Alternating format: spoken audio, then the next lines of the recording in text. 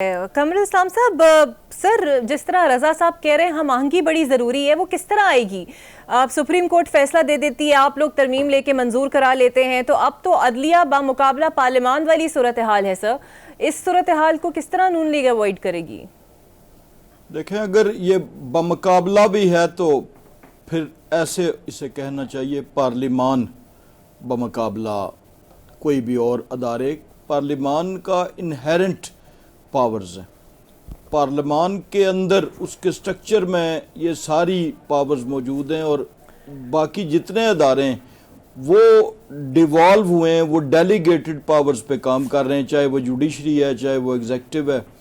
تو یہ جو پارلیمنٹ ہے یہ سپریم ہے۔ تو اگر فرض کیا کسی بات پہ مقابلہ کی نوبت نہیں ہے، نہ کوئی اس کا کوئی اس سینس میں لیا جانا چاہیے، لیکن بہرحال پھر سپریم ادارہ سپریم ہوگا۔ سب سے بڑی بات یہ ہے جی کہ دیکھیں، تشریح اگر اسلامک جورسپروڈنس کی آپ کر رہے ہوں اور اس میں اس کی بنیاد جو رکھیں وہ رکھیں کوئی ویسٹرن ٹریڈیشنز، تو وہ تو بات مناسب نہیں ہوگی۔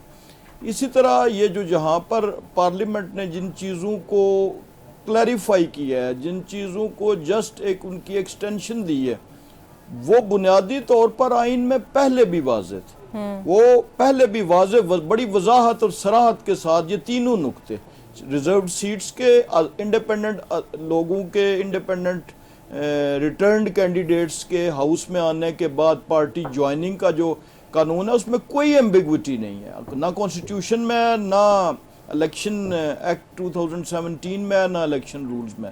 اسی طرح کسی امیدوار کا یہ تعین کہ اس کا تعلق کس پارٹی سے ہے، اس کا بھی بڑا واضح ہے، اور وہ تعین ہوتا ہے at the time of filing of nomination papers, جو اس کے ساتھ وہ ایفیڈیوٹ دیتا ہے، اور اس کے بعد at the time of attachment of party certificate, جسے عام عرف عام میں پارٹی ٹکٹ کہا جاتا ہے۔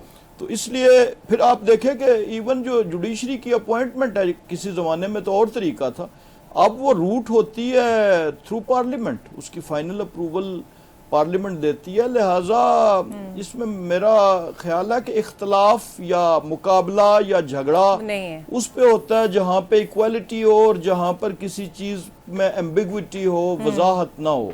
تشریح تو وہاں ہوتی ہے جہاں ایمبیگوٹی ہو، تو یہاں پہ تو ساری چیزیں بڑی جو ہیں۔ اور اب دیکھیں کہ الیکشن کمیشن کے پاس بھی وہی پاورز ہیں، جوڈیشری کی، الیکشن چیف الیکشن کمیشنر کی جو پاورز ہیں وہ بھی ایک جج کی ہیں، جج آف ہائی کورٹ، تو وہ بھی اسی طرح ان کے پاس بھی تشریح کا وہی اختیار ہے جو، اور وہی اختیار دو ججز کے پاس تھا، وہی اختیار۔ بالکل صحیح سر، یہی پوائنٹ میں